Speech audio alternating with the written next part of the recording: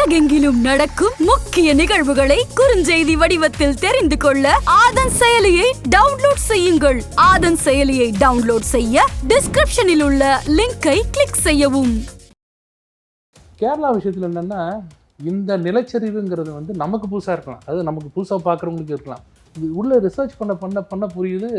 இஸ்ரோ கடந்த 4 ஆண்டுகளாக சொல்லிக்கிட்டு வர்றது என்னென்னா, இந்த பர்டிகுலர் வயநாடு மட்டுமே ரொம்ப ரொம்ப ரொம்ப வல்னரபிள் செக்ஷன். அது இந்தியா முழுக்க இருக்கிற 30 ஹாட்ஸ்பாட் இந்த மாதிரி லேண்ட்ஸ்லைடு வரக்கூடிய பகுதிகளில் இந்த வயநாடு 13வது இடத்துல இருக்குது. அப்போது வயநாடு வந்து ப்ரோன் ஃபார் லேண்ட்ஸ்லைட்.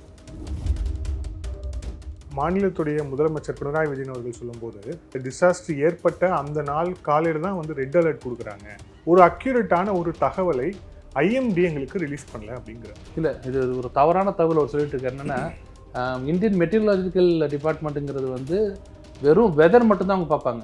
இல்லைங்க, வழக்கத்துக்கு மீறி இது போகுதுங்க, தண்ணி ஓவராக கொட்டுதுங்கன்னு ஒரு சாதாரண மனிதன் கிரகிக்கிறத கூட ஒரு அமைச்சரோ முதலமைச்சரோ கிரகிக்கலன்னா அப்புறம் என்ன, நீங்கள் அவங்களுக்கு என்ன இதில் இருக்குது? பிரிட்டிஷர்ஸ் வந்து அங்கே டீ எஸ்டேட் வச்சுருந்தாங்க. அப்போது டீ எஸ்டேட்டுன்றது ஒன்றும் பிரச்சனை இல்லை, நல்ல வேர் பிடிக்க மண் சரியாது, நல்லா இருந்துச்சு. அவங்க எப்போ அந்த பிரிட்டிஷர்ஸ் போயிட்டு டீ எஸ்டேட்லாம் குறைஞ்சதோ, பெரிய பெரிய பில்டிங் கட்டக்கூடாது அந்த மாதிரி நடைமுறை எதையுமே வந்து கேரளா அரசு பண்ண மாதிரி தெரியல. விவசாயம் செய்கிற மக்களால் உங்களுக்கு எந்த ப்ராப்ளமும் வராது. ஏன்னா அவங்க பூமிக்கு அடியில் போகிறதில்ல. நீங்கள் யாரை கொண்டு போய் விடுறீங்க? ரெசார்ட்டை கொண்டு வந்து விடுறீங்க, 5 ஸ்டார் ஹோட்டல் விடுறீங்க. 5 ஸ்டார் ஹோட்டலோட பேஸ்மெண்ட் எவ்வளோ போடுறாங்கன்னா கிட்டத்தட்ட 50 மீட்டர் கீழே போகிறான். 50 மீட்டர் கீழே போகும்போது அந்த அங்கே ராக் இருக்குது பாருங்கள், கிராக் ஆகுது. நீங்கள் இந்த லேண்ட்ஸ்லைடுன்றது வந்து மண் விழுந்தது இல்லை, மண்ணுக்கு அடியில் இருக்கிற பாறை இருக்குது பாருங்கள், அது கிராக் விட்டு இருந்ததுன்னா மண்ணை தாங்கி பிடிச்சிட்டே இருக்கும். இந்த கிராக் விட்டது அப்படி சாஞ்சதுன்னா மேலே இருக்கிறது மண்ணை ஃபுல்லாக கீழே கிராமத்துக்கு வரும். இதுதானே இது. அடுத்தது வெஸ்டர்ன் காட்ஸில் பெரிய ப்ராப்ளம் இருக்குது. வெஸ்டர்ன் காட் இங்கே வரைக்கும் வருது, ஊட்டி வரைக்கும் வருது. ஊட்டியிலே அதே பிரச்சனை தான், கொடைக்கானல் அதே பிரச்சனை தான், எல்லா மலை பிரதேசத்துலையும் அதான் பிரச்சனை. மலை பிரதேசம் நீங்கள் டூரிஸ்டுக்கான இடம் இல்லை. ஆதன் நேயர்களுக்கு அன்பு வணக்கம். இன்றைய சிறப்பு நேர்காணலில் நம்முடன் இணைந்திருக்கிறார் பாஜகவின் செய்தி தொடர்பாளர் வழக்கறிஞர் குமரகுரு அவர்கள். வணக்கம் சார். வணக்கம். கேரளா வயநாட்டில் வந்து ஒரு மிகப்பெரிய ஒரு பேரிடர் நடந்திருக்கு. இந்த பேரிடர் நடந்ததுக்கு ஒரு 3 கோணங்களில் இதை வந்து ஆய்வு பண்ணிட்டு இருக்கிறாங்க. குறிப்பாக மாநில அரசு என்னென்ன செய்யலை, மத்திய அரசு தவறி விட்டதா, இல்லை அங்கே இருக்கக்கூடிய மக்கள் அப்படின்னு லோக்கல் அட்மினிஸ்ட்ரேஷன் ப்ராப்ளமா அப்படின்னு சொல்லிட்டு 3 விதமாக போயிட்டுருக்கு அப்படிங்கிறத பார்க்குறோம். ஓவராலாக ஃபர்ஸ்ட்டில் இது உங்களுடைய பார்வை என்ன இந்த பேரிடர் சம்மந்தமாக? இந்த பேரிடர் வந்து எதிர்பார்க்காதுன்னு சொல்ல முடியாது, எதிர்பார்த்த ஒன்று தான் அந்த ஊரை பொறுத்த வரைக்கும். பட் மக்களை பொறுத்த வரைக்கும் எதிர்பாராத ஒன்று. அவங்களோட துயர் வந்து யாராலையும் தீர்க்க முடியாத ஒரு விஷயம்.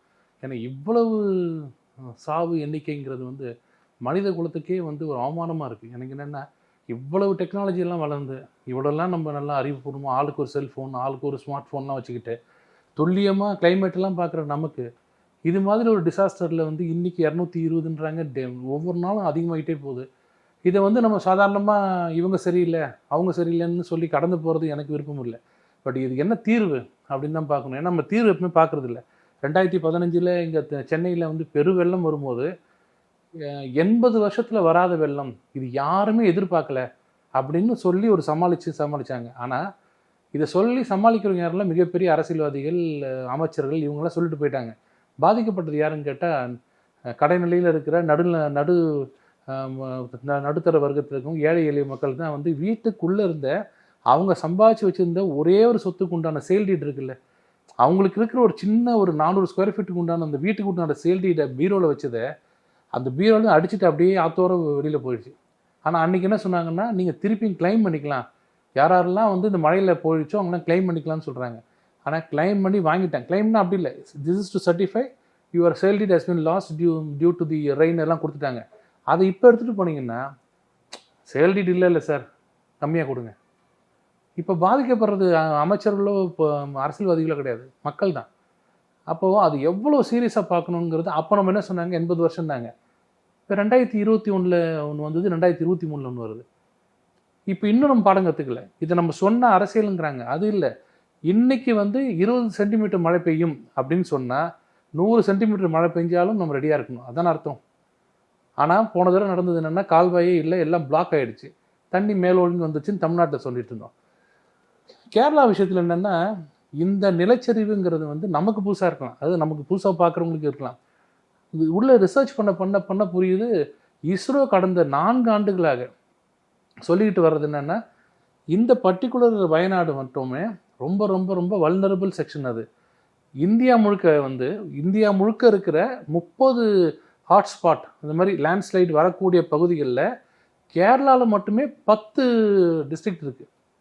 அதில் 10 ஹாட்ஸ்பாட், 30 ஓவரால் 30ல் கேரளா 13வது இடத்துல இருக்குன்றாங்க. இந்த வயநாடு 13வது இடத்துல இருக்குது. அப்போது வயநாடு வந்து ப்ரோன் ஃபார் லேண்ட்ஸ்லைட். இந்த இடம் வரும் முதலே தெரியும், இப்போ 4 வருமா தெரியும்.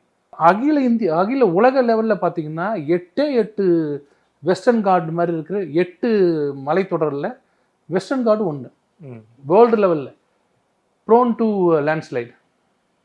நான் என்ன சொல்கிறேன், இப்போ டி நகரில் வந்து நிலநடுக்கம் வரக்கூடிய வாய்ப்பு இருக்குன்னு ஒரு இஸ்ரோ சொன்னாலே நம்ம அதை எப்படி பார்க்கணும்? பெரிய பெரிய பில்டிங் கட்டக்கூடாது அப்படி தானே பார்ப்போம். அந்த மாதிரி நடைமுறை எதையுமே வந்து கேரளா அரசு பண்ண மாதிரி தெரியல. அங்கே நிறைய ரெசார்ட்ஸ், நிறைய காட்டேஜஸ் எல்லாம் கட்ட விட்டுறாங்க.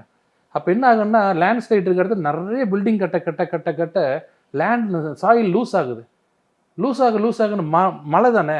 இப்போ மழை தண்ணி நிறைய பெய்ய உள்ள தண்ணி போனோன்னே அப்படியே ஸ்லைட் ஆகுது, பேஸ்மெண்ட்டோட பில்டிங் விழுது. எனக்கு தெரிஞ்சு அது யாரும் பார்த்தா மாதிரி எனக்கு தெரியல. கேரளாவில் வந்து இதுக்குன்னு ஒரு ஆய்வு செஞ்சு அதை பண்ணக்கூடாதுன்னு சொல்லலை. இதுக்கு ஒரு முத்தாய்ப்பு வச்ச மாதிரின்னு சொல்கிறதுனா, அந்த ஒரு அட்மினிஸ்ட்ரேஷன் மோசமாக இருக்கிறதுக்கு உதாரணம்னா 2021 கேரள சட்டசபையிலேயே அப்போ இருந்த வனத்துறை அமைச்சர் ராஜுங்கிறவர் அப்போ ஒரு கேள்வி கேட்குறாங்க. இது மாதிரி வயநாட்டில் நிறைய என்க்ரோச்மெண்ட்ஸ் வருது, அது ஒரு மலை தொடராச்சே, நீ ஏன் காப்பாற்ற மாட்டேங்கன்னு கேட்கும்போது, ஒத்துக்கொள்கிறேன், அந்த இடத்துல வந்து என்க்ரோச்மெண்ட் நிறைய இருக்குது, ஆக்கிரமிப்பு நிறைய இருக்குது, பட் எங்களால் ரிமூவ் பண்ண முடியல. அதுக்கு ஒரு சொன்ன காரணம் தான் ரொம்ப ஆச்சரியமாக இருந்தது. அதுக்கு காரணம் வந்து ஏகப்பட்ட ரிலீஜியஸ் ஆர்கனைசேஷன் வந்து மத சம்பந்தப்பட்ட நபர்கள்ட்ட வந்து எங்களுக்கு ப்ரெஷர் வருது, ரிமூவ் பண்ணாதீங்கன்னு சொல்லி. நாங்கள் என்ன பண்ணுறதுன்னு ஒரு கேரளாத்தில் இருக்கிற ஒரு வனத்துறை அமைச்சர் சொல்கிறார். அப்போது எந்த அளவுக்கு கேரளாவில் மதம் வந்து முக்கிய பிரச்சனையாக இருக்குன்னு பாருங்கள். இது படிக்க ரொம்ப கஷ்டமாக இருக்குது. அப்போ விட்டுடலாமா ஜனங்களை அப்படிங்கிற மாதிரி இருக்குது.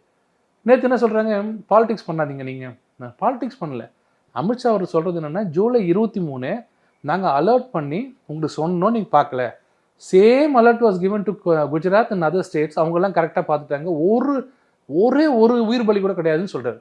இது என்ன பாலிடிக்ஸ்? நீங்கள் வந்து இந்த சமயத்தில் போய் பாலிடிக்ஸ் பண்ணுறீங்களா? இதில் பண்ணலான்னு சொல்லலை. இன்னொன்று, வெறும் அலர்ட் மட்டும் கொடுக்கறது மத்திய அரசு வேலை இல்லை. அலர்ட் மட்டும் கொடுத்துட்டா நீங்கள் எப்பவும் கொடுக்குறது தான் நாங்கள் விட்டுட்டோன்னு. முதல் முறையாக 9 பெட்டாலியன் தான் அமைச்சிருக்காங்க. நீங்கள் வந்து இங்கே தமிழகத்தில் நாளை முதல் ஒரு வாரத்திற்கு மழை பெய்யும் சொல்கிறது ஒரு அலர்ட். நீங்கள் சீரியஸாக எடுத்துப்பீங்க, நான் ஜாலியாக எடுத்துப்பேன், அது ஒவ்வொருத்தர் விடுது. இங்கே இருக்கிற அரசு என்ன பண்ணோம், ஒன்றிய அரசு சொல்கிறதுக்காக சீரியஸாக எடுத்துக்க மாட்டாங்க. ஆனால் அங்கேருந்து NDRF 9 பெட்டாலியன் வந்தால் சீரியஸ்னஸ் என்ன? சும்மா அவங்க போர் அடிக்குதுன்னு வண்டியில் அனுப்புவாங்களா? அப்போ ஏதோ அவங்க ஸ்மெல் பண்ணுறாங்கன்னு அர்த்தம்.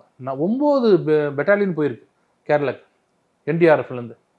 அப்போது ஏதோ சென்ஸ் பண்ணுறாங்க வருதுன்னு. கேரளா கவர்மெண்ட் ஒரு ஆக்ஷன் எடுக்கல. இல்லை, ஆனால் மாநிலத்துடைய முதலமைச்சர் பினராயி விஜயன் அவர்கள் சொல்லும்போது IMD இந்தியன் மெட்ரலஜிக்கல் டிபார்ட்மெண்ட் வந்து ஒரு அக்யூரேட்டான ஒரு ரிப்போர்ட்டை எங்களுக்கு கொடுக்கல அப்படிங்கிறார். குறிப்பாக வந்து அந்த டிசாஸ்டர் ஏற்பட்ட அந்த நாள் காலையில் தான் வந்து ரெட் அலர்ட் கொடுக்குறாங்க. காலையில் தான் ரெட் அலர்ட்டே வந்து கொடுக்குறாங்க. ஒரு அக்யூரேட்டான ஒரு தகவலை IMD எங்களுக்கு ரிலீஸ் பண்ணல அப்படிங்கிறார். இல்லை, இது ஒரு தவறான தகவல் அவர் சொல்லிட்டு இருக்காரு. என்னன்னா, இந்தியன் மெட்டீரியலாஜிக்கல் டிபார்ட்மெண்ட்டுங்கிறது வந்து வெறும் வெதர் மட்டும்தான் அவங்க பார்ப்பாங்க. வெதர் தான் பார்ப்பாங்க. வெதர் எவ்வளவு நீங்கள் நிலநடுக்கம் இதெல்லாம் பார்க்கலாம். ஆனால் மழை நிறைய பெஞ்சா இந்த டி நகரில் இருக்கிற மண் சரியுமா, அடையாறில் இருக்கிற மண் சரியுமான்னு அவங்க பார்க்க முடியாது. அவங்க மழை எவ்வளோ கொட்டுன்னு சொல்லுவாங்க. ஆனால் அதுக்கு தான் உதாரணம் சொல்கிறேன். அமித்ஷா அவர்கள் ஹோம் மினிஸ்ட்ரியிலேருந்து ஏன் பெட்டாலியன் அனுப்புகிறாரு? அப்போ உங்களுக்கு அதில் சீரியஸ்னஸ் தெரியுதில்ல. இவங்க ஆரஞ்சுனா 5-10 cm வரும், சென்டிமீட்டர் வரும். ஒரு ரெட்டா 50 சென்டிமீட்டர் வரும். இது பார்க்குறது சொல்லலை. அந்த இடத்துல பிரச்சனை வரப்போகுது அப்படின்னு சொல்ல ஒன்றும் இல்லைங்க. அதுலேருந்து ஒரு குடும்பத்தை சேர்ந்த ஒருத்தர் முகமது இஸ்ரேவோன்னு ஒரு பேர், அவங்க ஒய்ஃப் பேர் ஆலிஸோ என்னமோ, அவங்க சென்ஸ் பண்ணுறாங்க, இல்லைங்க ஏதோ தப்பு நடக்குது. இத்தனைக்கும் அவங்களது வந்து கான்கிரீட் வீடு, அவங்க வீடு. அவங்க சொல்கிறாங்க இல்லை ஏதோ தப்பாக நடக்க போகுது வாங்கன்னு அந்த வீட்டில் இருக்க மனைவி கூப்பிடுறாங்க, ஹஸ்பண்டையும் பையனையும். ஹஸ்பண்ட் வரமாட்டேங்கிறாரு. இங்கே சுற்றி இவ்வளோ கூரைகள்லாம் இருக்குது, சாதாரண குடிசைலாம் இருக்குது, அவங்களே இருக்கிறாங்க, நல்ல வீடு, கான்கிரீட் வீடு, நமக்கு என்னம்மா ஆகும்னு போது அந்த அம்மா அழுது அந்த அம்மா கம்பல் பண்ணி கூப்பிட்டு போயிருக்காங்க 2 பேரையும். இன்னைக்கு டியூஸ்டே காலையில், வென்ஸ்டே நடக்குது, டியூஸ்டே ஈவினிங் நடக்குது. இன்னைக்கு பார்த்தீங்கன்னா அங்கே இருக்கிற ஸ்ட்ரக்சர்லேயே இவர் வீடு மட்டும்தான் கான்கிரீட் வீடு நிற்குது நல்லா, ஆனால் வீடு ஃபுல்லாகவே மூடிச்சு. எதுக்கு சொல்கிறேன்னா, ஒரு சாதாரண ஒரு சாமானியன் சென்ஸ் பண்ணுறாரு, இல்லைங்க வழக்கத்துக்கு மீறி இது போகுதுங்க, தண்ணி ஓவராக கொட்டுதுங்கன்னு ஒரு சாதாரண மனிதன் கிரகிக்கிறத கூட ஒரு அமைச்சரோ முதலமைச்சரோ கிரகிக்கலன்னா அப்புறம் என்ன, நீங்கள் அவங்களுக்கு என்ன இதில் இருக்குது, என்ன அவங்களுக்கு சென்ஸ் தெரியுது? அப்போ யாருமே அதை பார்க்கலன்னு அர்த்தம், இதை வந்து யாருமே சீரியஸாக எடுத்துக்கலன்னு அர்த்தம். விழுந்ததுக்கு அப்புறம் வந்து நீ சொல்லலையா நான் சொல்லலையா அப்படிங்கிறாங்க. இன்னொன்று எனக்கு தெரிஞ்சு என்னோட ஞாபகத்தை படி பார்த்தீங்கன்னா, எக்ஸ்பீரியன்ஸில் மோடி அவர்கள் தான் முதல் பிரதமர் உலகத்தில் எங்கே போனாலும் கிளைமேட் சேஞ்ச் வந்து மிகப்பெரிய ஒரு சேலஞ்ச், அடுத்த மனித குலத்துக்கு மிகப்பெரிய சேலஞ்ச் அப்படின்னு சொன்னது மோடி அவர்கள் மட்டும்தான். அது யூஎன்லேயே பேசியிருக்காரு. யூஎனில் பேசுனதுக்கப்புறம் மற்ற கண்ட்ரிலாம் அவரை வந்து அவ்வளோ கொண்டாடினாங்க. இந்த பிரச்சனையை நீங்கள் பெரிய விஷயம் பேசியிருக்கீங்களான்னு. ஏன்னா 1 டிகிரி வெப்பம் ஏறுச்சுன்னா ஒரு கான்டினென்ட்டே அழிகிற அளவுக்கு நம்ம ஊரில் வந்து இந்த வேர்ல்டில் வந்து அவ்வளோ குளோபல் வார்மிங் அவ்வளோ மோசம். அதனால் டீசல் பெட்ரோலை குறைங்க, யூசேஜை குறைங்கிறாங்க. ஆனால் தமிழ்நாட்டில் தெர்மல் பிளான்ட் தான் இப்போ இருக்குது. தெர்மல் பிளான்ட்னா உங்களுக்கு தெரியும், அனல் மின் நிலையம். அனல் மின் நிலையம் தான் 75% ஆஃப் தி எலக்ட்ரிசிட்டி கொடுக்குது. ஆல்டர்னேட் எதுன்னு கேட்குறாரு அவர். ஆல்டர்னேட்டிவ் என்னன்னு சொல்கிறாரு, சோலாருங்கிறாரு. சோலாருக்கு லஞ்சம் கொடுங்குறாங்க. நம்ம ஊர் இவெல்லாம் பேசுகிறாங்களே, இந்த ஊர் எப்படி குளோபல் வார்மிங் எப்படி இருக்கு பாருங்க. குளோபல் வார்ம் ஆனான்னா வெப்பமானா எனக்கு என்ன, எனக்கு பணத்தை கொடுத்துரு. சோலார் எப்படி போனால் எனக்கு என்ன சொல்லணும், குளோபல் வார்மிங்னு சொல்கிறாங்க. அங்கே நடக்குது, இங்கெல்லாம் ஏகப்பட்ட பிரச்சனை நடக்குது. இங்கே தமிழக முதல்வர் என்ன பண்ணோம், முடிஞ்ச வரைக்கும் தெர்மல் பிளான்ட்டை க்ளோஸ் பண்ணுங்க, ஹைட்ரோ கொண்டு வாங்க, தண்ணியை வச்சு மின்சாரம் தயாரிக்கிறத கொண்டு வாங்க, சோலார் கொண்டு வாங்க, நியூக்ளியர் கொண்டு வாங்க, என்ன வேணால் பண்ணுங்க, தெர்மலை மூடுங்க, அதான் ஹீட் அதிகமாக இருக்குன்னு சொல்லணும்ல. சோலார் வராதிங்க, வந்தால் பணம் கொடுங்கன்றாரு. நம்ம போன பேட்டியிலே சொன்னோம் சோலாரில் எவ்வளோ தப்பு நடக்குதுன்னு. இவங்க யாருமேங்க குளோபல் வார்மிங்கை பற்றியோ கிளைமேட் சேஞ்சை பற்றியோ காலையில் இல்லை. அவங்களுக்கு தெரிஞ்ச ஒரே சேஞ்ச் இந்த சேஞ்சு தான். இந்த பணத்தை கொடுத்துட்டு என்ன வேணால் பண்ணிக்க. ஆனால் இதை நடந்துட்டா மட்டும் மத்திய அரசு என்ன செஞ்சுது, ஒன்றிய அரசு என்ன செஞ்சுது, நடுவண் அரசு என்ன செஞ்சுது, இந்த தான் பேசுவாங்களே தவிர இங்கே மாநில அரசு என்ன செஞ்சுது. இன்னும் சொல்கிறேன், அடுத்தது வெஸ்டர்ன் காட்ஸில் பெரிய ப்ராப்ளம் இருக்குது. வெஸ்டர்ன் காட் இங்கே வரைக்கும் வருது, ஊட்டி வரைக்கும் வருது. இதே தான் சொல்கிறாங்க. வெஸ்டர்ன் காட்டில் இருக்கிற அந்த எக்ஸ்பர்ட் பேனல் கமிட்டியோட சேர்மன் இருக்கார் பாருங்க, காட்கில், மாதவ் காட்கில். அவர் இன்னைக்கு நேற்று சொல்லலை, அவர் கிட்டத்தட்ட 10 வருஷம் சொல்லிட்டு இருக்காரு, ரொம்ப சாதாரணமாக எடுத்துக்காதீங்க, இருக்கிறதுலே வயநாடு தான் ரொம்ப மோசமான இடம், அதை இப்படி பண்ணாதீங்கன்னு அவர் சொல்கிற ஒரு கட்டுரை எழுதுறாரு. இங்கே வந்து இண்டிபெண்டன்ஸ்க்கு அப்புறம் யாருமே அங்கே இல்லை, நாங்கள் யாரையும் வேண்டாம் போகக்கூடாதுன்னு சொல்லணும். பிரிட்டிஷர்ஸ் வந்து அங்கே டீ எஸ்டேட் வச்சுருந்தாங்க. அப்போ டீ எஸ்டேட்டுன்றது ஒன்றும் பிரச்சனை இல்லை, நல்ல வேர் பிடிக்க மண் சரியாது, நல்லா இருந்துச்சு. அவங்க எப்போ அந்த பிரிட்டிஷர்ஸ் போயிட்டு டீ எஸ்டேட்லாம் குறைஞ்சதோ, இந்த அரசியல்வாதிகள் அரசு எப்போ உள்ளே வந்ததோ, வயநாடை வந்து அவங்க மெட்டீரியலிஸ்டிக்காக பணம் சம்பாதிக்கிற ஒரு இடமா மாற்றிட்டு என்ன பண்ணாங்க, கிளைமேட்டை வச்சு ஏகப்பட்ட காட்டேஜு, ஏகப்பட்ட ரெசார்ட்ஸ் கட்டிட்டாங்க. இங்கே அவர் என்ன சொல்கிறாருன்னா, அது மட்டும் இல்லைங்க, சுற்றி இருக்கிற குவாரிஸ் நிறைய இருந்திருக்காங்க வயநாடு சுற்றி, மலை குவாரி.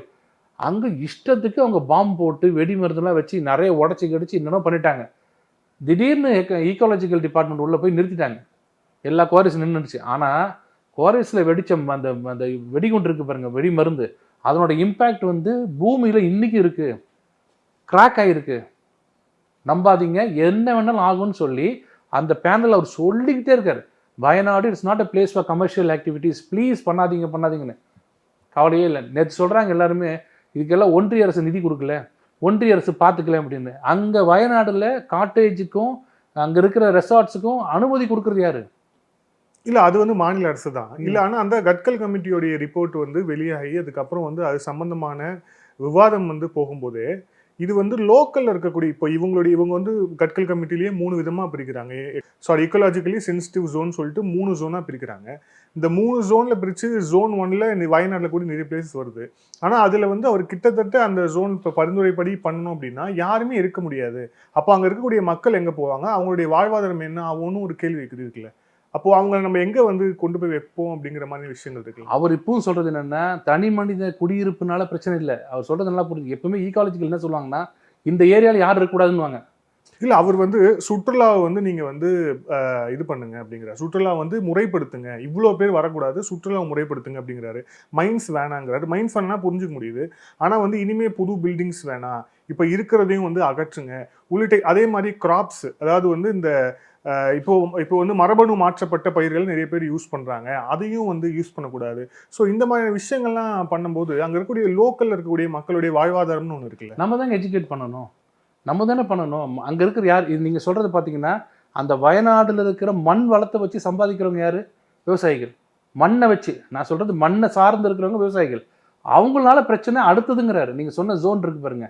முதல் பிரச்சனை குவாரிஸ், அந்த இதெல்லாம் அந்த சுற்றி வர ஆக்டிவிட்டிஸ். ரெண்டாவது கமர்ஷியலாக பண்ணுற டூரிஸ்ட் ஆக்டிவிட்டி. இதை குறைச்சாலே நீங்கள் அங்கே குடியிருக்கிறவங்களால ஒரு பிரச்சனை இல்லை. இன்றைக்கும் சொல்கிறேன், வெஸ்டர்ன் காட்டில் ஊட்டியில் நீங்கள் முள்ளங்கி போட்டுட்டு முட்டைகோஸ் போட்டு விவசாயம் செய்கிற மக்களால் உங்களுக்கு எந்த ப்ராப்ளமும் வராது. ஏன்னா அவங்க பூமிக்கு அடியில் போகிறதில்ல. நீங்கள் யாரை கொண்டு போய் விடுறீங்க? ரெசார்ட்டை கொண்டு போய் விடுறீங்க, 5 ஸ்டார் ஹோட்டல் விடுறீங்க. 5 ஸ்டார் ஹோட்டலோட பேஸ்மெண்ட் எவ்வளோ போடுறான்னா கிட்டத்தட்ட 50 மீட்டர் கீழே போகிறான்.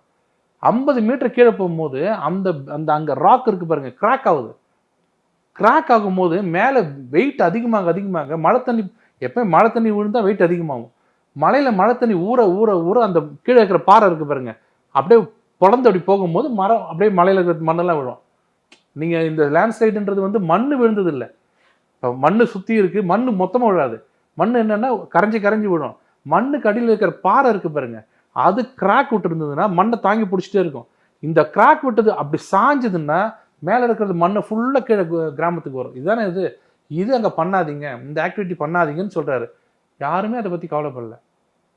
இன்றைக்கி சொல்கிறேன், ஊட்டியிலே அதே பிரச்சனை தான், கொடைக்கானல் அதே பிரச்சனை தான், எல்லா மலை பிரதேசத்துலையும் அதான் பிரச்சனை. மலை பிரதேசம் நீங்கள் டூரிஸ்ட்டுக்கான இடம் இல்லை, அது அங்கே இருக்கிற மக்களுக்கு வாழறதுக்கு உடனடி இடம்.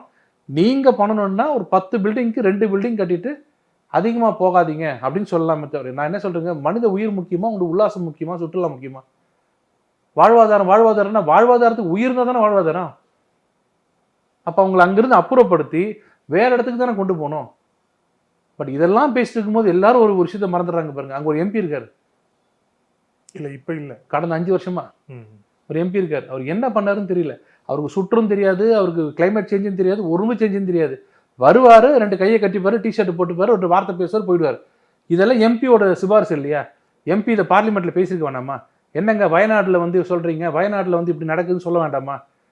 இன்னொரு வேடிக்கை பாருங்க, இன்னைக்கு அவர் அங்கே போயிருக்காருல்ல, அங்கே போய் அவர் பினராயி விஜயனை திட்டுவார். ஏன்னா அவங்க தங்கச்சி நிற்க போகிறாங்க இப்போ அடுத்த மாதம். அங்கே நிற்கும் போது அவர் பினராயி விஜயன் திட்டி தாங்கணும். திட்டி இந்த கவர்மெண்ட் சரியாக பண்ணலைன்னு திட்டினாதான் அவர் ஓட்டு விழும். நேராக டெல்லிக்கு வருவார், வந்துட்டு ஒன்றிய அரசு சரியில்லைன்னு, அங்கே நிதி கொடுக்கலன்னு. இந்த மாதிரி ஒரு கேவலமான ஒரு அரசியல் சட்டம் உலகத்தில் பார்த்துருக்கீங்களா?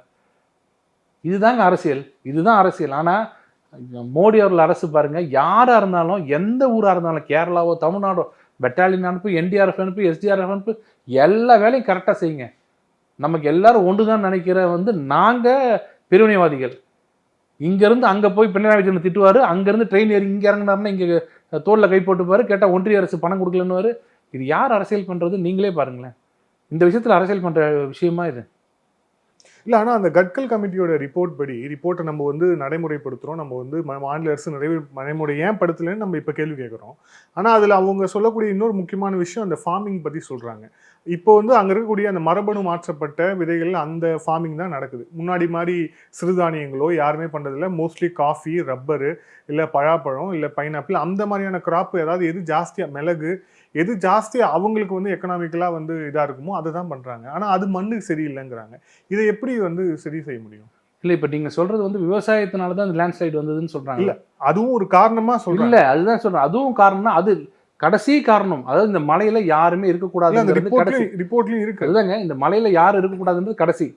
நான் அங்க போகாதீங்க. முதல்ல மேல இருக்கிற இந்த 4 டயர் இருக்குல்ல, அந்த 4 டியர் இருக்கு பாருங்க, இந்த 4 அடுக்க முதல்ல சரி பண்ணுங்கன்னு சொல்றேன். நீங்க வயநாடு போயிருக்கீங்கன்னு தெரியல, நான் போயிருக்கீங்களா? ஒரு ரெசார்ட்டுமே 25 ஏக்கர். அதுல பாத்தீங்கன்னா மேல ஒரு பில்டிங் இருக்கும் அந்த ரெசார்ட்ல, நடந்து கீழே வந்தீங்கன்னா கிட்டத்தட்ட 1/2 கிலோமீட்டருக்கு கிட்டத்தட்ட 200 அடி கீழே டைனிங் டேபிள் இருக்கும். அது அந்த அமைப்பே வந்து எப்படின்னா அப்படி தான் இருக்கும் பார்க்குறதுக்கு. அங்கே ரெசார்ட்டை போட்டு மேலே ஒருத்தர் வந்து ரூம் போட்டிருந்தாருன்னா அந்த மேலே இருக்கிற எப்படி இது போட்டிருப்பாரு, பேஸ்மெண்ட் எப்படி போட்டிருப்பாரு, மலையை குறைஞ்சி தானே.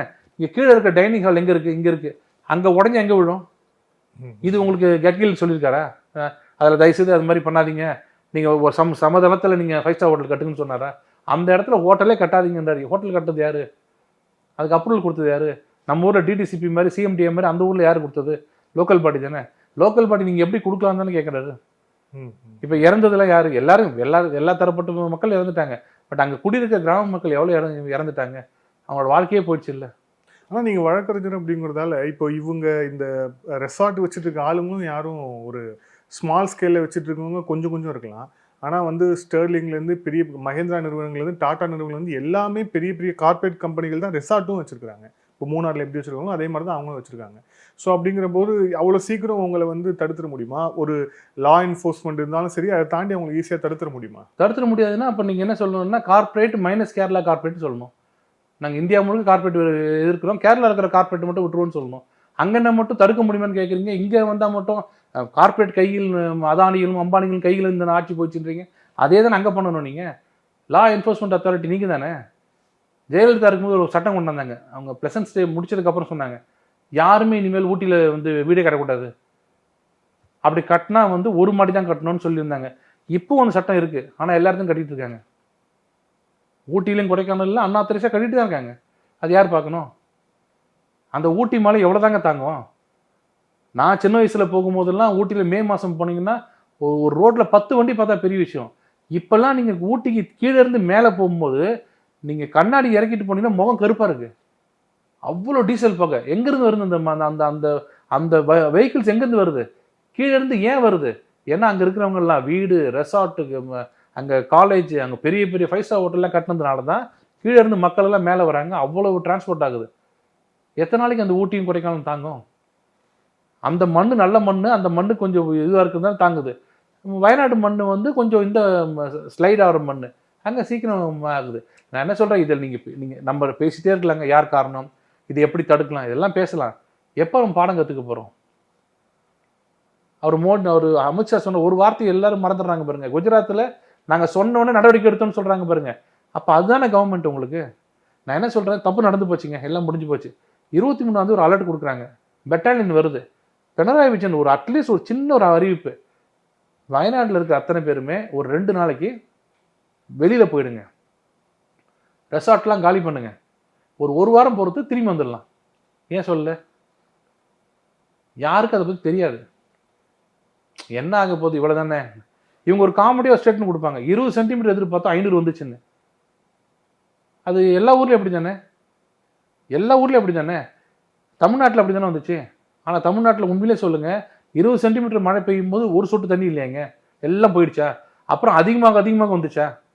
20 சென்டிமீட்டருக்கு போது இவ்வளோ ஹைட் இருந்தது, 50 சென்டிமீட்டர் வந்து மேலே போய் இதுவாயிடுச்சு.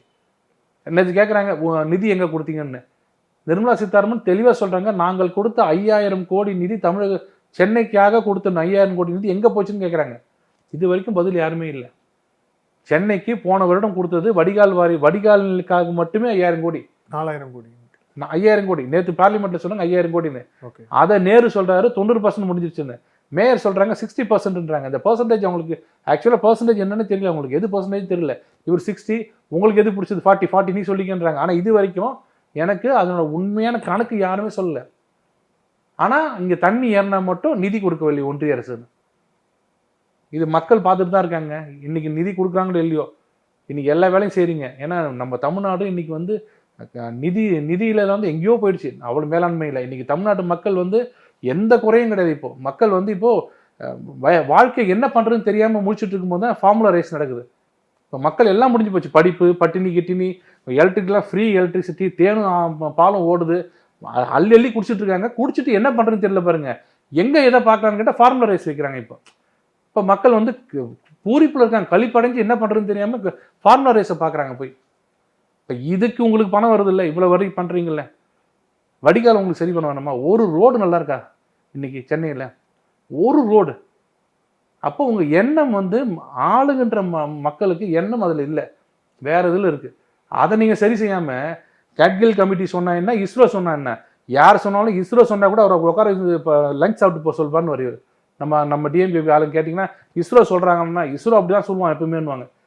ஏதாவது கொஞ்சமாவது ஒரு யார் என்ன சொல்கிறான்னு கேட்குறாங்களா? எப்படிங்க ஒரு ஃபார்முலா ரேஸ் வைக்கிறீங்க? இபி பில்லை பார்த்தா அவன் ஷாக் ஆகி உட்காந்துருக்கிறான். பல ஃபேக்ட்ரிலாம் மூடிட்டு இருக்கிறாங்க. இப்போ எப்படிங்க ஃபார்முலா ரேஸ் வைக்கிறீங்க? ஆனால் இவர் சொல்கிறாரு வந்து ஒன்றிய அரசு தவறி விட்டது கிளைமேட் சேஞ்சுன்னு. நான் ஒன்று கேட்குறேங்க, ஸ்டாலின் அவர்கள் உதயநிதி ஸ்டாலின் உட்கார வச்சு கேளுங்க, what is climate change, global வார்மிங்னா என்ன, அதுக்கு என்ன செய்யணும்னு சொல்லுங்கள். போர் எடுத்து போத்திக்கணும்னு சொல்லுவாங்க. குளோபல் வார்மிங்னா ரொம்ப வார்மாக இருந்தால் போத்திக்கணும்னுவாங்க. இவங்களோட அந்த அந்த புரிதலை வச்சுக்கிட்டு நீங்கள் எப்படி எல்லாம் பண்ணுவீங்க?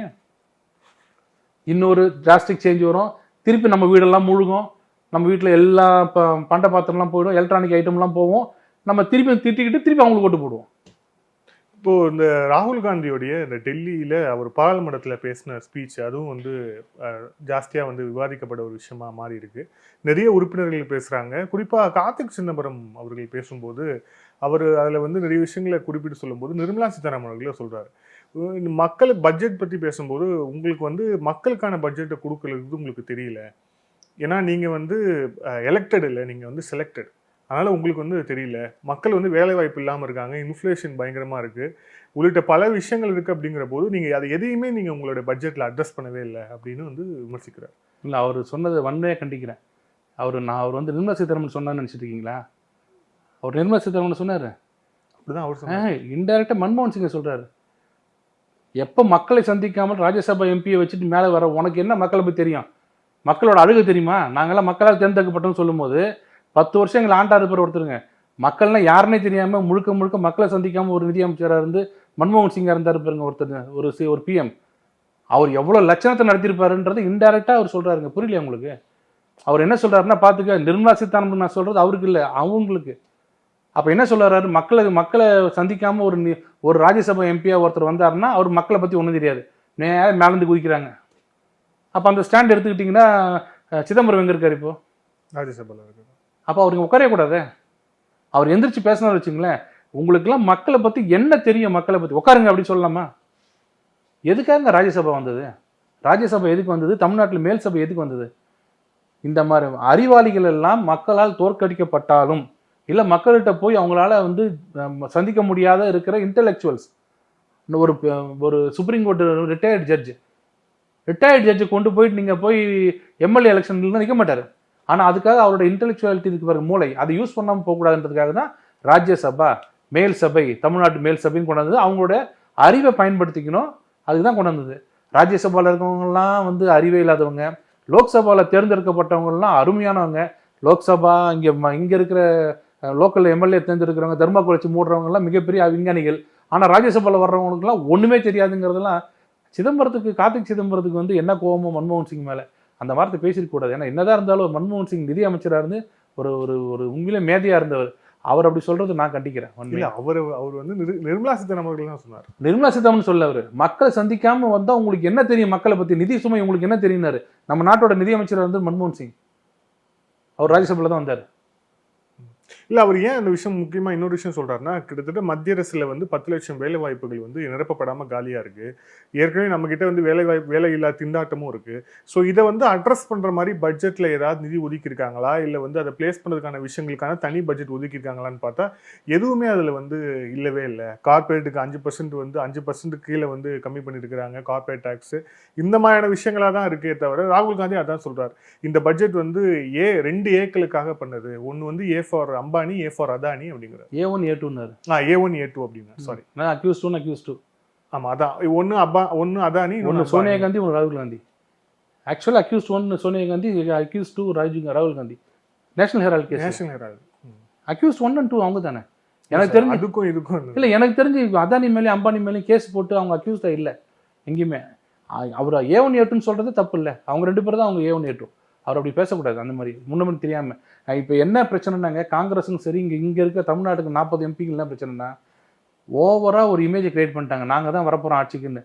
வர முடியல. நாங்கள் 240 தெரியுமா, அவங்க 290 தெரியுமான்னு சொல்லி பார்த்தாங்க மக்கள். ஆமாம் அப்படிதான் அப்படின்னு யோசிக்கிறதுக்கு பார்த்தா மோடி தான் இன்னைக்கு பிஎம், அமித்ஷா தான் இன்னைக்கு ஹெச்எம், எல்லாம் அவங்க தான் இருக்கிறாங்க. அப்போ பிஜேபி தான் ஆளுதா அப்படின்னு, அப்போ அவங்க ஆட்சிக்கு வந்துட்டாங்களே, நீங்கள் எதுக்கு தேவையில்லாம பேசுறீங்கன்னு யோசிக்க ஆரம்பிக்கிறாங்க பாருங்க. இப்போ ஃப்ரஸ்ட்ரேஷன் அதிகமான உடனே அல்வா சமைக்கிறதுல எத்தனை பிசி ஓபிசி, என்ன ஒரு புத்தி கூர்மை பாருங்களேன். அல்வா சமைக்கிறதுல வந்து ஒரு எஸ்சி இல்லையா, ஒரு எஸ்டி, இந்த மாதிரி அறிவுபூர்வமான பேச்செல்லாம் நம்ம பார்க்க முடியாது இல்லைங்க. அது என்னன்னா ஓவரா ஃப்ரஸ்ட்ரேஷன் அதிகமாக போன உடனே அவர் அப்படி பேசுறாரு, கார்த்திக் சிதம்பரம் இப்படி பேசுறாரு, எல்லாம் அவங்க பேசிக்க வேண்டியதானே. இல்ல அதுல என்னன்னா, இப்போ நாட்டுல வந்து எஸ்சி எஸ்டி அப்புறம் இவங்க தான் வந்து கிட்டத்தட்ட 73% இருக்கிறாங்க. 73% பீப்புளுடைய ரெப்ரசன்டேஷனை வந்து அவங்களுக்கான விஷயங்களை வந்து இதுல எதுவுமே இல்லை. அவங்க பிளஸ் கூடவும் இல்லை. அப்ப இந்த பட்ஜெட் எதுக்கு, பட்ஜெட் யாருக்காக நீங்க போறீங்கன்னு கேட்கிறாரு அவர். என்ன 72% யாருக்கு இல்லைன்னு சொல்லுங்க. எங்கேயாவது வந்து கொடுக்குற லோனு விவசாயிகளுக்கு கொடுக்குறதெல்லாம் ஒன்லி ஃபார் ஓசிக்கு மட்டும் கொடுக்குறேன், எம்பிசிக்கு இல்லைன்னு சொல்லியிருக்காங்களா, பிசிக்கு இல்லைன்னாங்களா? இது முழுக்க முழுக்க இருக்கிறதே சூப்பர் பட்ஜெட் இந்த தடவை பண்ணதுங்க. எனக்கு தெரிஞ்சு நிறைய எதிர்கருத்து இருக்கவங்க கூட இந்த பட்ஜெட் நல்ல பட்ஜெட், ஏன்னா விவசாயத்துக்கு நிறைய செஞ்சுருக்கீங்க. முத்ரா லோன் வந்து கிராண்ட் சக்ஸஸ் தமிழ்நாட்டிலே மிகப்பெரிய சக்ஸஸ். நம்ம வெளில தெரியாது. யூடியூப் சேனல் ஆரம்பிக்கிறாங்கல்ல, அதில் நிறைய பேர் முத்ரா லோன் வாங்கியிருக்காங்க. ஏன்னா 10 லட்சம் இருந்தது, இப்போ 20 லட்சம். ஒரு டாக்குமெண்ட் வேண்டாம், ஒரு இது வேண்டாம், உங்களுக்கு கொலாட்ரல் செக்யூரிட்டி வேண்டாம். 2 கேமரா, 2 இந்த மாதிரி மைக்கு, இதெல்லாம் பண்ணால் எப்படி ஒரு 6-7 லட்சம் ஆகும். ஒரு வீடு ஓவர் ஹெட்ஸ் ஒரு 10-20 லட்ச ரூபா இருந்தீங்கன்னா யூடியூப் சேனல் நீங்கள் ஆரம்பிக்கலாம், நான் ஆரம்பிக்கலாம். இதெல்லாம் யாருக்கும் தெரியாது. வேலைவாய்ப்பு கிடையாதுன்றாங்க. வேலைவாய்ப்புலாம் எல்லா இடத்துலையும், வேலைவாய்ப்பு இந்தியாவில் தமிழ்நாட்டிலையும் போய் எங்கள் எல்லா இடத்துலையும் வேலைவாய்ப்பு இல்லை. கவர்மெண்ட்டுக்கு வேலைவாய்ப்பு இருக்குது. கவர்மெண்ட் வேலையில் ஏதாவது ஒன்று கூப்பிட்டிங்கன்னா ஒரு வேலைக்கு 10,000 பேர் வராங்க. ஏன்னா உங்களுக்கு தெரியும் வேறு ரீசன் அது. ஏன்னா ஜாப் செக்யூரிட்டி. ப்ரைவேட்டில் பார்த்தீங்கன்னா எங்கேயும் வேலை இல்லை, எங்கேயுமே ஆள் இல்லை. ஆள் இல்லாதது தான் எல்லாரும் வாவான்னு. ரொம்ப சிம்பிளுங்க. தமிழ்நாட்டில் வேலை இருக்கா இல்லையா, வேலை வாய்ப்பு வந்து ஸ்டாலின் சொல்கிறாரு 8% 9% வேலை வாய்ப்பு இல்லை இந்தியா முழுக்க இருக்கு. இந்தியா முழுக்க தமிழ்நாட்டில் எப்படி தானே 9% இல்லை, கரெக்டாக? தமிழ்நாட்டில் வேலை வாய்ப்பு இல்லைன்னு சொன்னால் தமிழகத்தை சார்ந்த படிக்காத இளைஞர்கள் வேலைக்காக அலையணும்ல. அப்போ வெளியிலேருந்து யாரும் உள்ள வர முடியாதுல்ல.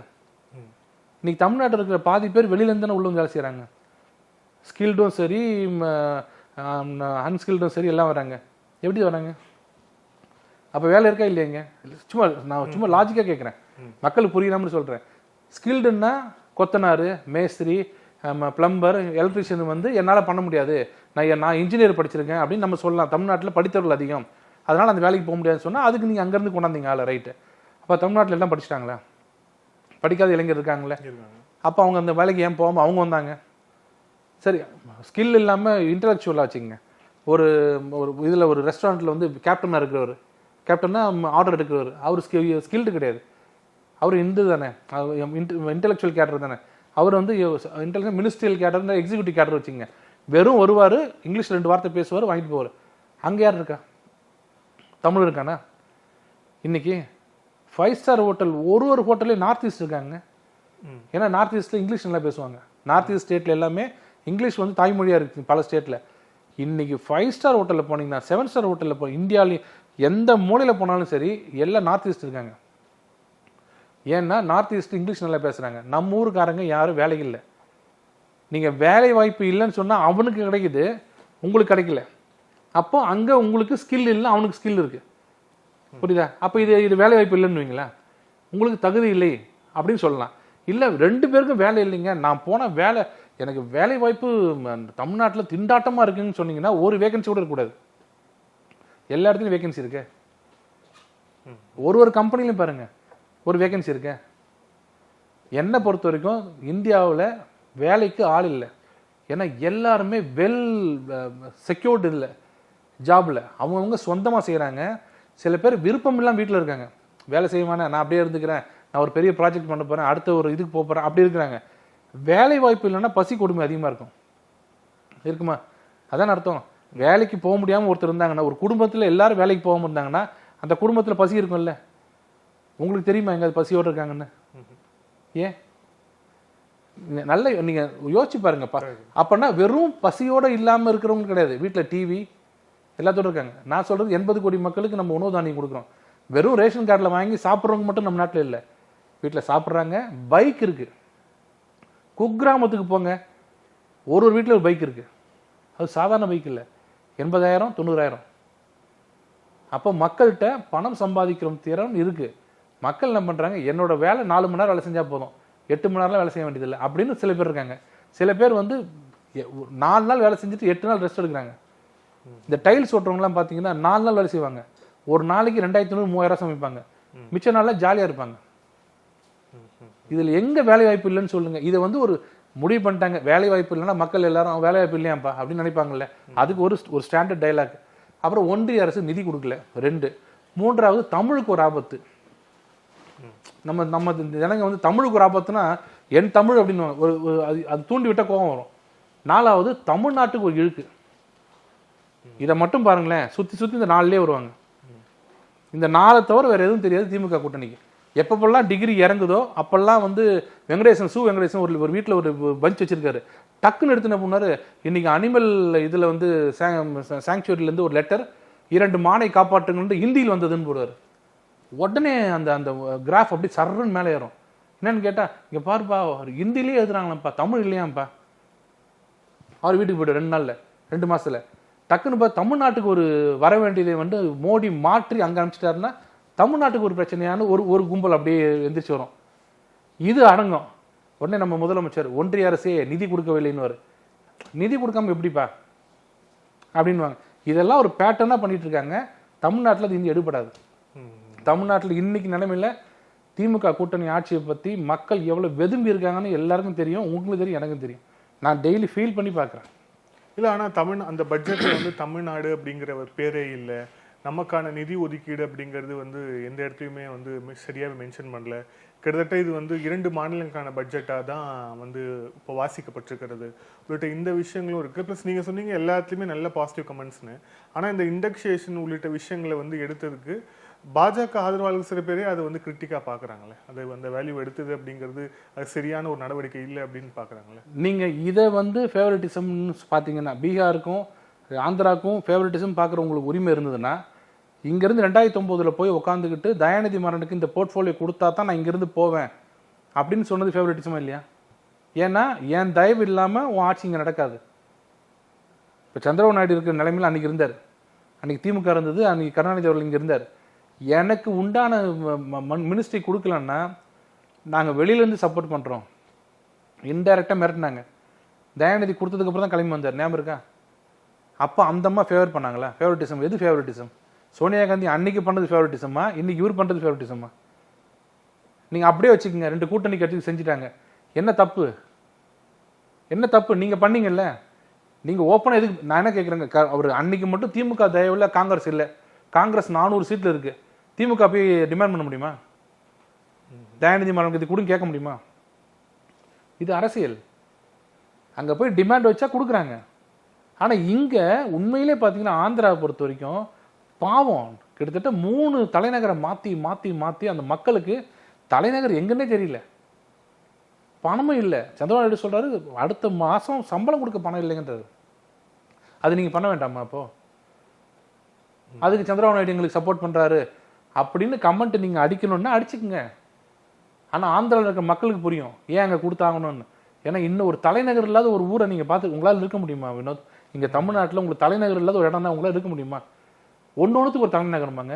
இண்டஸ்ட்ரிக்கு ஒரு தலைநகரம், எஜுகேஷனுக்கு ஒரு தலைநகரம், மினிஸ்டர்ஸுக்கு ஒரு தலைநகரம் எங்கே இருக்க முடியுமா? அப்படி இருக்கிற ஒரு நாடு அதை திருப்பி ரிவாம்ப் பண்ணுறதுக்கு பணம் கேட்குறாங்க, கொடுத்துறாங்க. ஜார்க்கண்ட் பிரியும் போது ப்ராமிஸ் பண்ணதை கொடுக்குறாங்க. அதை நீங்கள் பாலிடிக்ஸ்ன்னு நினச்சிக்கிட்டீங்கன்னா பாலிடிக்ஸ்ன்னு நினச்சிக்கங்க. அது நாம் ஒன்றும் பண்ண முடியாது. நம்ம வந்து அதெல்லாம் தப்புங்க அப்படி நினைக்காதீங்க. எந்த ஒரு ஸ்டேட்டை பற்றி அவங்க மென்ஷன் பண்ணியிருக்காங்க பட்ஜெட்டில்? தமிழ்நாட்டை மென்ஷன் பண்ணாங்களா? பண்ணலான்றீங்க. இது பண்ணியிருக்காங்களா? உத்தரப்பிரதேஷ், டெல்லி, சரி அவ்வளோ விடுங்க. எங்கள் பெட்டு ஸ்டேட்டு குஜராத், அப்போ அது கிடையாது. தமிழ்நாட்டை மென்ஷன் பண்ணணும். இவர்கிட்ட எப்படின்னா வருங்காலத்தில் 9 வந்தே பாரத் விடப்படும் அப்படின்வாரு. அந்த வந்தே பாரத் 9 ஸ்டேட்டில் பார்த்து சென்னை இது இருக்கும், கன்னியாகுமரி இருக்கும். இவர் அப்படி இல்லை, சென்னைக்கு ஒரு வந்தே பாரத்னு சொல்லணும். இவர் சொல்ல மாட்டார். 9 வந்தே பாரத் வருதுங்க. சரி, இன்னைக்கு நெய்வேலியிலையும் வெள்ளூர்லேயும் விமான நிலையம் வரப்போ தெரியுமா? வர டிசம்பர்லேருந்து ஓகே உடான் திட்டம்னு ஒன்று இல்லை, அதில் வந்தது. உண்மையிலே பிரதமருக்கு அரசியல் பண்ண தெரியல. இதே ஸ்டாலின் அவர்கள் அங்கே இருந்திருந்தாருன்னா ஒன்றிய அரசுலேருந்து நிதியை பிடுங்கி வேலூரில் ஒரு விமான நிலையம் அமைத்திருக்கிறோம் அப்படின்னு சொல்லியிருப்பாரு. அவர் அதெல்லாம் சொல்லவே இல்லை எங்கேயுமே. ஆனால் தமிழ்நாட்டுக்கு வந்திருக்கா இல்லையா? 40 சீட்டுங்க நமக்கு இல்லை, ஆனால் தமிழ்நாட்டில் 2 விமான நிலையம் வருது. வந்தே பாரத் 4 வந்தே பாரத் இது வரைக்கும், 3 வந்திருக்கு இது வரைக்கும். இது வேணுமா இல்லை அங்கே சொல்லணுமா தமிழ்நாடுன்னு? இது பாலிடிக்ஸ் உங்களுக்கு தெரியலையா? இங்கே எல்லாம் எதிர்கட்சி ஒன்றா இருக்கிறாங்க, அதனால யாருக்கும் தெரியல. 2026 பாருங்க இந்த ஆட்சி எப்படி ஆக போகுது பாருங்க. இன்னொரு முக்கியமான விவாதமாக இருந்திருக்கிறது இந்த சாதிவாரி கணக்கெடுப்பு. அதுதான் ஒரு 3 நாளாக போயிட்டு இருக்கு. அகிலேஷ் யாதவ்லேருந்து ராகுல் காந்திலேருந்து எல்லாருமே பயங்கரமாக பேசுகிறாங்க. நாங்களும் இதே அவையில் சாதிவாரி கணக்கெடுப்பு தொடர்பான ஒரு முக்கியமான ஒரு நகர்வு எங்களோட அரசு கொண்டு வரும் அப்படின்னு ராகுல் காந்தி சொல்றார். ஜாதிவாரி கணக்கெடுக்கிறதுல மத்திய அரசுக்கு என்ன தடை இருக்கு, என்ன தயக்கம் இருக்குன்னு ஒரு கேள்வி தொடர்ச்சியா இருந்துகிட்டே இருக்கு. இல்லைங்க, சாதிவாரி கணக்கெடுப்பு அந்தந்த ஸ்டேட்ல எடுக்கணும்னு சொல்லியாச்சு, எடுத்துக்கங்கன்னு சொல்லிட்டோம். சென்டரில் தான் எடுக்கணும்னு சொன்னதை, ராகுல் காந்தி பீரியடில் சொன்னதை கிடப்பில் போட்டது காங்கிரஸ். நாங்கள் பண்ண முடியாதுன்னு பார்லிமெண்ட்லேயே சொல்கிறாங்க. நாங்கள் பண்ண முடியாது, என்ன பண்ணால் உண்மையான என்னன்னு எங்களுக்கு தெரிஞ்சிடும், ஸ்டேட்டை நீங்கள் முடிவு பண்ணீங்க. ஏன்னா நம்ம நாட்டில் இடஒதுக்கீடு ஸ்டேட்டை வச்சு தான் வருது.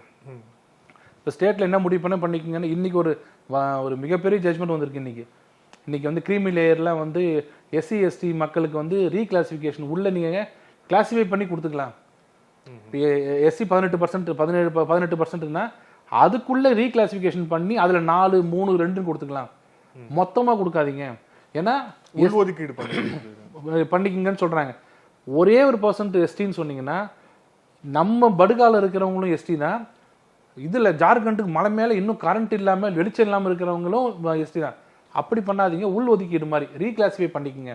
இந்த உட்பிரிவுக்கு எஸ்சியில் இந்த உட்பிரிவுக்கு இவ்வளோ பண்ணிக்கலாம் அப்படின்னு சொல்லி வந்துருச்சு. முன்னொரு முக்கியமான விஷயம், கிரீமி லேயர் என்று சொல்லக்கூடிய 8 லட்ச ரூபாய் இருக்கு பாருங்க, அதை நீங்கள் உடனடியாக அமுல்படுத்தணும்.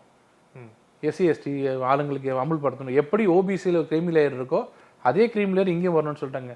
இன்னொரு முக்கியமான விஷயம் என்னன்னா, ஒரு தலைமுறை இடஒதுக்கீடுனால இது பட்டுச்சுன்னா, லாபம் அடைந்ததுன்னா அடுத்த ஜென்ரேஷன் அது போகக்கூடாது அப்படின்னு நீ சொல்லியிருக்காங்க. இது நான் முதல்ல இருந்து என்ன சொல்றேன்னா, கிரீமி லேயர்னு சொன்னது மண்டல் கமிஷன் வந்த உடனே அதை எதிர்த்து சுப்ரீம் கோர்ட் போறாங்க. கான்ஸ்டிடியூஷனல் பெஞ்சில் 92 என்ன சொல்றாங்க, இது செல்லும், மண்டல் கமிஷன் அறிக்கை செல்லும், ஓபிசியை நீங்க இதில் கொடுக்கலாம், வேலை வாய்ப்பு கொடுக்கறத கொடுக்கலாம் தாராளமாக, ஆனால் கிரீமி லேயரை கண்டிப்பாக வச்சுக்கணும், எல்லாருக்கும் கொடுக்கக்கூடாது அப்படின்னு அப்பயே சொன்னாங்க. அதை அப்படியே இன்னைக்கு எஸ்சி எஸ்டிக்கும் கொண்டு வரணும் அப்படின்னு சொல்லுங்க. ஏன் சொல்றாங்கன்னா, மாநிலங்கள் தான் அதை நடைமுறைப்படுத்த முடியும். இப்போ நம்ம ஸ்டேட்ல 69 50 18 1, அந்த 50 18 1 யார் யாரை கொடுக்கணுன்றது ஸ்டேட்டு பண்ணணும். நீங்க ஸ்டேட்டை பண்ணிக்கிங்கன்னு சொல்றாங்க. நீங்க பண்ணுங்க, நான் யாரும் வேணான்னு சொல்லி பீகார்ல பண்ணியிருக்காங்களே, அது மாதிரி ஸ்டாலின் அவர்களை பண்ண சொல்லணும்னு சொல்றோம். பண்ண மாட்டாரு. ஏன்னா பண்ணா அவங்க அதிகமாக கொடுத்த இடத்துல குறைக்க வேண்டியது இருக்கும், குறைவாக கொடுத்த இடத்துல அதிகமாக கொடுக்க வேண்டியது இருக்கும். அது தேவையில்லாமல் பிரச்சனைகள் வரும்னு சொல்லிட்டு அந்த பாலை தூக்கி அங்கே போட்டுடலாம். ஏன்னா சென்டர் பண்ண முடியாதுன்னு தெரியும். பண்ண முடியாமல் போனதுக்கு காரணம் காங்கிரஸ் ஆட்சியில் பார்லிமெண்ட்டில் பண்ண முடியாதுன்னு சொன்னது ராஜீவ் காந்தி. அப்போ சென்சஸ் எடுக்க முடியாதுன்னு சொன்னதுக்கு போயிட்டு நீங்கள் எடுங்கன்னா எப்படி எடுக்க முடியும்? அது ஆல்ரெடி செட்டில்டுலாம் நீங்கள் எடுங்கன்னு சொல்கிறோம். இங்கே ஏன் எடுக்க மாட்டாங்க, யாரும் கேட்க மாட்டாங்க. ஸோ இதை செய்ய வேண்டியது மாநில அரசு தான். மாநில அரசு செஞ்சு கொடுத்தா தான் அவங்க முடிவு பண்ணிக்கணும். ஓவரால் மாநில அரசில் என்ன இருக்கோ நம்ம அங்கே முடிவாயிடுச்சுங்க. 50%க்கு மேலே ஷுட் நாட் எக்ஸீட் 15% சொல்லிட்டாங்க. 50% அதில் நீங்கள் என்ன பண்ணாலும் அது மாற்ற முடியாது. அங்கே ஆல்ரெடி இப்போ 60ல் போயிட்டுருக்கு. இது இடபிள்யூஎஸ் சேர்த்து இப்போ இங்கே தான் நீங்கள் முடிவு பண்ணி நீங்கள் சேர்த்துக்குங்க. இங்கே 69 மாதிரி மற்ற ஸ்டேட்டில் பண்ணிக்கிங்க அப்படின்றாங்க. இதில் இன்னொரு ஜோக் என்னென்னா, இடபிள்யூஎஸ்ல வரும்போது 8 லட்ச ரூபாய்க்கு கீழே இருக்கிறவங்களுக்கு தான் ஓசிக்கு மட்டும்தான் வரும்னாங்க. அப்போ இங்கே இருக்கிறவங்களாம் 8 லட்ச ரூபான்றது வருடத்துக்கு ஏழையாவங்க. அப்புறம் கவுண்டமணி காமெடிலாம் போட்டு ஏழைங்களா 60,000 ரூபாய் வாங்கின ஏழைங்களா அப்படின்லாம் ஜோக் அடிச்சிருந்தாங்க. அப்போ நாம் சொன்னது நாங்கள் 8 லட்சம் சொல்லலைங்க, நீங்கள் சுப்ரீம் கோர்ட்டில் போய் சொல்லும் போது கிரீமி லேயர்னா என்ன வேணும்னு கேட்கும்போது 2 லட்சம் வச்சுக்கலாமான்னு கேட்டால் முடியாது, ஏன்னா இடஒதுக்கீடு பாதிக்கும்ல. இப்போ நான் ஒரு பிசி, எனக்கு இடஒதுக்கீடு வேணும்னா எனக்கு 8 லட்சம்ன்றது வச்சா தான் எனக்கு வரும். எனக்கு நீங்கள் 4 லட்சம் வச்சா என் பையனுக்கு வராது. அப்போ நான் என்ன பண்ணேன், இங்கே இன்க்ரீஸ் பண்ணிட்டே போயிட்டேன். இங்கே இன்க்ரீஸ் பண்ணி 8 வச்சுட்டேன். 8 லட்சம்னா நான் கன்சிடர் பண்ணலாம், ஏன்னா எனக்கு 6 லட்சம் தான் சம்பளம். அடிக்கடி மாற்றிக்கலாம்னு சொல்லிட்டாங்க சுப்ரீம் கோர்ட். அந்தந்த விலைவாசிக்கு ஏற்ற மாதிரி 8 9, 10 அந்த எனக்கு அப்படி மேலே மேலே வரும், என் பையனுக்கு கிடச்சிட்டே இருக்குன்ற நல்ல நோக்கத்தில் வச்சுட்டேன். இங்கே இடபிள்யூஎஸ்க்கு 8 லட்சம் மட்டும் 60,000 ஏழையா?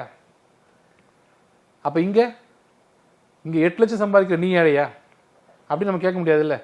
நாம் என்ன சொன்னோம்னா அங்கே என்ன ஸ்லாப் கொடுத்தீங்களோ அதுதாங்க இடபிள்யூஎஸ்ல கொடுத்துருக்கோன்னு சொன்னோம். அப்போ ஊண்டவங்க இன்னைக்கு என்ன சொல்கிறாங்க, இல்லை கிரிமி லேயர்னு கொடுக்கணும்னு சுப்ரீம் கோர்ட் சொல்லுது.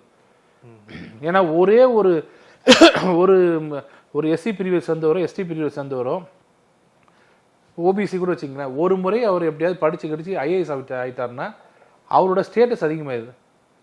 ஸ்டேட்டஸ் அதிகமானதுக்கப்புறம் அவர் பையனை அதே மாதிரி கொடுக்காதீங்க. ஏன்னா அவருக்கு சம்பளம் வந்து மாதம் 2 லட்சம்னா 16 லட்ச ரூபா வருது, கிரீமி லேயருக்கு மேலே போயிடுறாரு. அப்போ அந்த குடும்பத்தை எக்ஸாம் பண்ணுங்கன்றாங்க. அது வரவேற்கத்தக்கது தான் எல்லாருமே. ஏன்னா ரிசர்வேஷனோட முழு பலனும் உண்மையான டிசர்விங்க்கு போய் சேரணும். அதே மாதிரி ஒரு தடவை பயன்பெற்றவங்க அடுத்த தலைமுறைக்கு வரக்கூடாது, அந்த தலைமுறையோட போயிடணும். ஆனால் இது நடைமுறைப்படுத்த முடியுமா? இதில் சிக்கல் எல்லாம் நடைமுறைப்படுத்த முடியுமா? குறிப்பாக மாநில அரசுகள்லாம் அதை ஏற்றுக்கொள்ளுமா? ஏன்னா இடபிள்யூசி இப்போ கூட கம்யூனிஸ்ட் கேரளா கவர்மெண்ட் ஏற்றுக்கொள்ளும், ஆனால் நம்ம கவர்மெண்ட் அது வந்து ஏற்றுக்க மாட்டாங்க. இவ்வளோ விஷயங்கள் இருக்குது. இந்த கிரீம் லேயர் கொண்டு வந்து இந்த மாதிரி இந்த ஜட்ஜ்மெண்ட் 92லேயே கிரீம் லேயர் கொண்டு சொல்லி நம்ம கொண்டு வரலையே, ஸ்டேட் கவர்மெண்ட் கொண்டு வரலையா? அதை பட் ஸ்ட்ரிக்டாக கொண்டு வராங்க. இனிமேல் என்னன்னா இந்தமாரி எதை ஒதுக்கீடு வருமோ ஸ்ட்ரிக்டாக ஃபாலோ பண்ணணும்னு சொல்லுவாங்க. எனக்கு தெரிஞ்சு எல்லா ஸ்டேட் ஆரம்பிச்சிருவாங்க. இப்போ அது மக்களே விரும்புகிறாங்க. இது எப்படிங்க இது வேணான்னு சொல்கிறது? நான் சொல்கிறேன், எஸ்சி மக்களே விரும்புவாங்க. அதை எனக்கு கிடச்சிருச்சு, எனக்கு அப்புறம் என் சித்தப்பா பையனுக்கு கிடைக்கட்டும். அதுதானே அவங்க எங்கெங்க கேட்டாங்க? எந்த ஊரில் இவங்க அரசியல் பண்ணுறதுக்காக சொன்னாங்க? அவங்க என்னைக்கு வேணான்னாங்க? எனக்கு வரணும், நான் கஷ்டப்பட்டு படிச்சுட்டு வந்தவன் எனக்கு இடஒதுக்கீடு கேட்டுன்னு கேட்டாங்க. அவருக்கு வந்துருச்சு. அவர் ஒரு ஆர்டிஓவோ பெரிய ஒரு முதலாளியாவோ தொழிலதிபரோ ஆகிட்டார். அவர் வேணாங்கிறாரு. எனக்கு தெரிஞ்சு எத்தனை நண்பர்கள் தெரியுங்களா, எங்களுக்கு வேண்டாங்க, உண்மையிலே வேற யாராவது ஒருத்தர் வந்தால் போதுங்க அப்படின்னு சொல்கிறாங்க. இவங்க தான் முட்டுக்கட்டையை போட்டுவிட்டு இல்லை உங்களுக்கு நீங்கள் விடக்கூடாதுன்னு சொல்கிறது அரசியல்வாதிகள் தானே. இப்போ அதுக்கு ஒரு தீர்வு வந்திருக்கு தான் இன்னைக்கு நினைக்கிறேன். நன்றி சார். பல்வேறு கேள்வி. Thank you sir. Thank you so much.